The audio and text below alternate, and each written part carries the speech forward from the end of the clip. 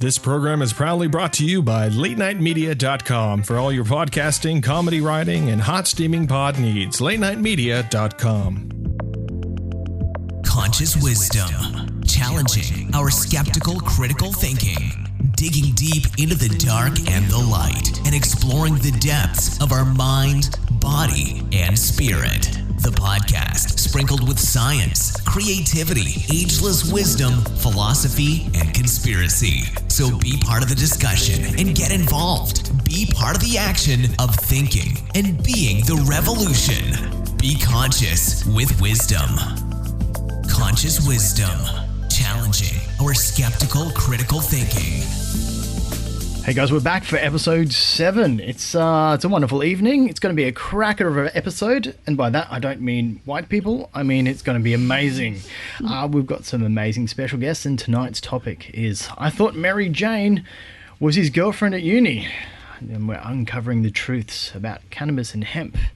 So it'll be a fun evening. How are you going, guys? Good, yeah, thank pretty you. good. Awesome. We're all excited. Now, actually, to my left, we have Belinda Doonar. Now, Belinda, you've been a registered nurse for about, 23 years? I have, right? Yes. How's that, being a nurse for 23 years? Yeah, it's tiring. That's what I'm assuming. My sister's a nurse, tired all the time. All I hear is poo stories, it doesn't sound that fun, to tell the truth. But you've done a lot of research in, and it had a lot of experience in cancer care. I have. Was that your department? Yeah, I out of nursing school. I trained at the Royal Brisbane a very long time ago, back in the late 80s, and was registered in 1990. I went into oncology and hematology as a specialty. So yeah, I do have a lot of passion around cancer and cancer treatments, and can see that that cannabis has a lot of medicinal abilities in being able to treat not only the source of the cancers, but also treat the symptoms that people suffer. Wow, and you've seen all this stuff firsthand, so you know what's going down. That's what I like. Now, it says you became first interested in the science of cannabis after witnessing the difference it made in the lives of children who are suffering. So I guess that's what we want. We want the children to not suffer. Yeah. If you don't, I think you're a bit of an evil one. I'm sure there's better words I could use, but being a bit PC. Yeah. But fantastic. So you know a lot about the technical sides of cannabis, what it does, and how it affects people. So that's fantastic for us to go into. And sitting to Belinda's left, we have Jana, Klintoukh. Yeah. Did I get it? I think I got it. Pretty good. Now, cool. I get a point. Now, the amazing thing about Jana is that you understand and have a lot of knowledge in shamanic plant medicine and its transformation methods. Tell us a bit about that. Well, you see, I come from a background where I've studied a lot of mind techniques. So I come from a background of studying like NLP, that NLP, sort of stuff, hypnosis, therapy, hypnosis. Can you make David do a chicken dance? Doesn't know? That's what everyone wants to know. I would love to see myself do that. That's funny. Well, maybe another time. Okay. Tomorrow. Well, yes. So I come from that sort of background, but you see, in the last 6 months or so, the journey has really taken a total turnaround from mind-based techniques to something that I see as organic matter, working with the indigenous people in the Amazon jungle and plant medicines. Wow. So it's gone more into the spiritual realm that I see as something that's goes so much deeper than techniques ever could. So that's where my interest has actually taken me now, and that's what I do now, is I help people with that, and kind of left the world of techniques behind, because it's kind of like being playing with children's toys when I really know something so much more deeper and so much more powerful. Like coming back from the Amazon jungle, I couldn't stop talking about it. I really had no option other than to continue work going into this sort of realm. That sounds fantastic. So do you use a lot of intuition?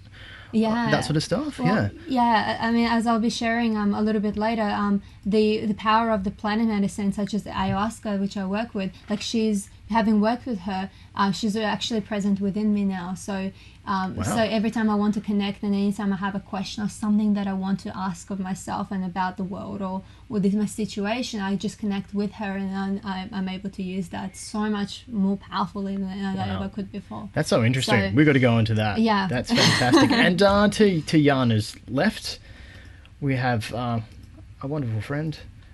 Let's get your... It's David. Yes. How you going, David? Very good, thank you. Thanks wonderful. for having me. Now, you... David Butcher. Okay, Butcher. Now, you know a lot about the industrial hemp side of things. Yes. Now, how did you get there? How did you get into this sort of field? It was actually a really funny conversation we had at lunch one day at work, probably about 5 years ago now. And I heard I overheard the conversation. Someone said that Adidas brought out a new pair of hemp shoes. At that time, I thought hemp was just cannabis, so I thought you could the tears of many Chinese children making shoes. Exactly. So I just thought you could roll up your shoelace and have a joint if you really needed to. I was just absolutely captivated by this.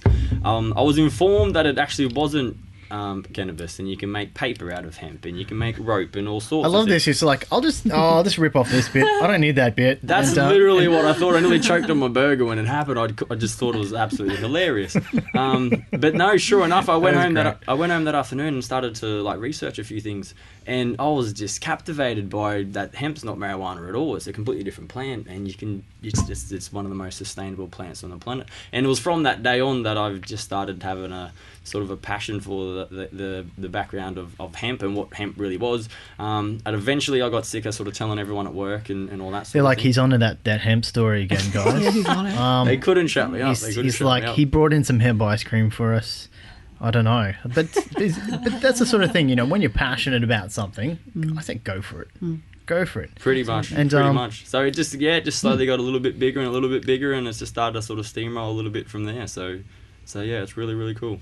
That's fantastic. And you know about and pretty much you thirst for knowledge from everything from consciousness to spirituality. So you look at it not just from a scientific side, you also look for it as in a personal side, how it helps people. Yeah, medicine. Absolutely. That's why I'm really interested. I have a little bit of a background sort of knowledge, both what Belinda and Jana's going to speak about today. So I'm really interested to sort of pick their brains. I've got a few pretty interesting questions for them. So you will be enlightened. Yeah, it's going to be very if you start floating, I may be hallucinating, but we've got a camera. We can prove that. Guys at home, if he floats, you might just see me run. But cool. Okay, well, I guess where we should start is the history and I guess what is marijuana or what is the terminology? Because I know from my own personal research that marijuana was a bit of the scapegoat word. It was that word that was brought into people's minds to make them think it was this new drug that's on the streets. When someone goes, "Oh, ice is here," and you go, "Oh, ice, it's such a bad thing," but it's in your fridge. No, I'm talking about the ice cubes. And they're like, "Oh, it's that scare word." Because I remember when there was a bit of industrial espionage going on in, I think it was was it the 70s? Well, that sort of thing. It was definitely in around that sort of period, probably the 30s to 70s, where they brought in the marijuana scare because everyone knew cannabis. Cannabis is the word that I've always known. It's I guess it's the word that's the nicest word to say about it. It's the botanical name for the plant. Yeah. And so a lot of people back in the day, they didn't realize that marijuana was cannabis, and so they started writing all these laws, all this kind of stuff, and I guess we've gotten to this point now where it's I think been blown a bit out of proportion. So